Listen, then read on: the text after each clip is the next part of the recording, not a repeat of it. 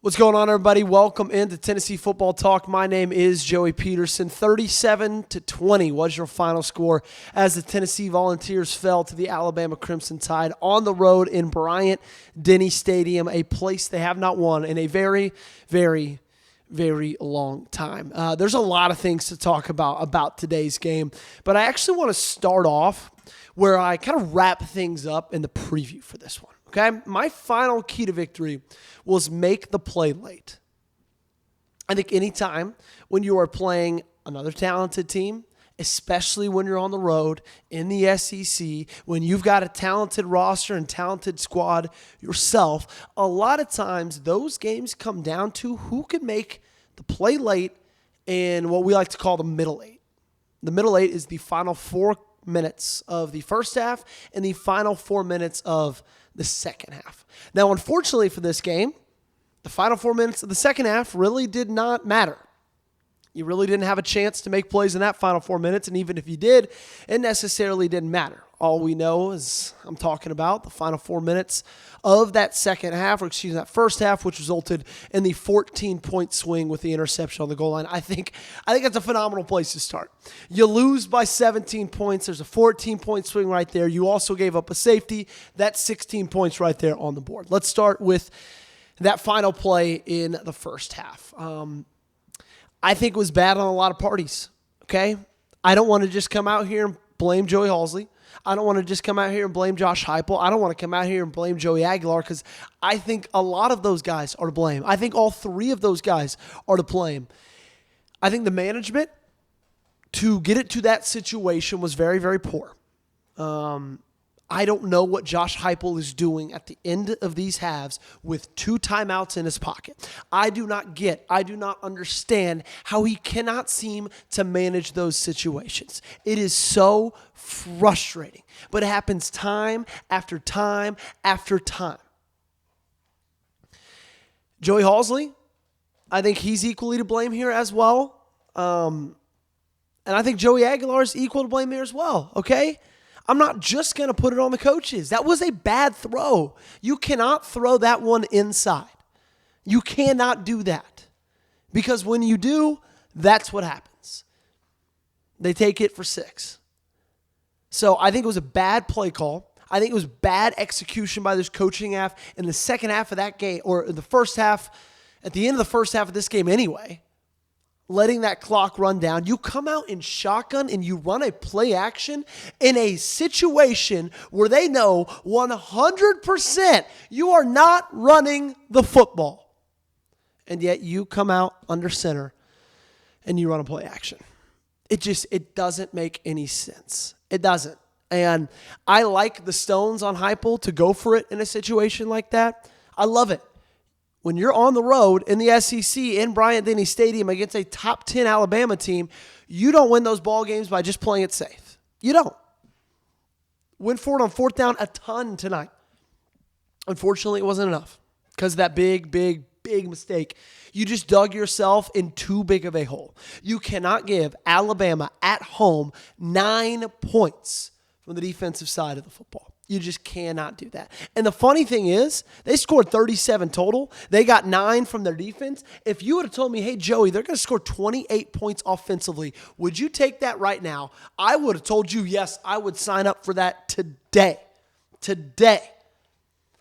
There's so many things. There's so many things that you just bit yourself in the ass. They went on a 95-yard touchdown run. They went on touchdown drive. They went on a 99-yard touchdown drive. Penalties were a massive, massive killer for you. You cannot get off the field on 3rd down and long. You just can't seem to do it. And I'm finally at the point, I really haven't necessarily been here yet because I thought the Tim Banks hate was incredibly strong after Georgia. I think it was warranted. But then I think after that, he switched away from a lot of man-to-man and played a little bit more zone. And I think he's got his hands tied behind his back a little bit with the Jamal McCoy and Ricky Gibson injuries. But, man, there might need to be a change-up at the defensive coordinator position. You might just need something fresh, something new. Same might be able to be said about Joey Halzle as well. I don't want to get down that rabbit hole. I just want to talk about the team. I want to talk about the game. And again, it just all comes down to how we started this. You got to be able to make a play late in halves, and this team can't do that. They cannot do that against good teams, especially when they're not in Neyland Stadium. They can do it against Mississippi State. They can do it against Arkansas at home. They just cannot do it on the road, and they cannot do it against top 10 teams. You couldn't do it against Georgia. You couldn't do it against Alabama. And it hurts you. It hurts you bad. They're not taking advantage of turnovers. I think all 3 turnovers from last week's game against Arkansas, none of them resulted in a touchdown. And tonight's fumble by Ty Simpson did not result in a touchdown. That would have made this a close game. But unfortunately, it just all comes back to you absolutely burying yourself in the end of that half. So frustrating because it feels weird. It feels like there's still some sense of positivity to take away from this because you played a horrible football game. And still, midway through that third quarter, you were thinking there's a chance something could happen, right? Joey played fine, 28 for 44. Oh my gosh, let's talk about the wide receivers. We got to talk about the wide receivers, man. I've said this in this exact same chair post-game probably 3 times already this season. I cannot deal with Mike Matthews dropping the football anymore. I cannot deal with it. There was a time in college football 4 years ago where if a player continued to drop passes, you could be frustrated, but also at the end of the day, you had to kind of remind yourself, look, it's a college kid and just is what it is. You can't be frustrated by it. Now you're at a point with NIL, you are paying that kid money. He is making $1 million. Maybe south of that, I don't care. Maybe I'm speaking hyperbolically. He's making it back. And you know how I know that? Because I think we all remember in December when he was threatening to transfer unless he got paid a little bit more. So they said, you know what? We want you to stay here. You're a 5-star wide receiver. We didn't utilize you a ton as a freshman. You're in and out of the lineup because you were hurt, well, whatever. We're going to get you your money. We think you're important to this team next year. That's great. He got his money. Now catch the football. Catch the football. It is literally a part of your position. You are a wide, what, Mike? What? Receiver. Big moments. He cannot catch the ball.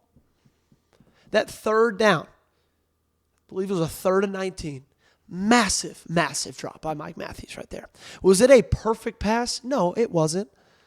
But you know who'd come down with that one? Chris Brazzell would. I don't know about Braylon Staley. Braylon Staley's got a drop problem as well. Miles Kitselman sure as hell isn't coming down with that one. I know that for a fact. The only thing Miles Kitselman is good for is, I guess, a hurdle once every 7 games, and that's about it. Frustrating, man. It is so frustrating because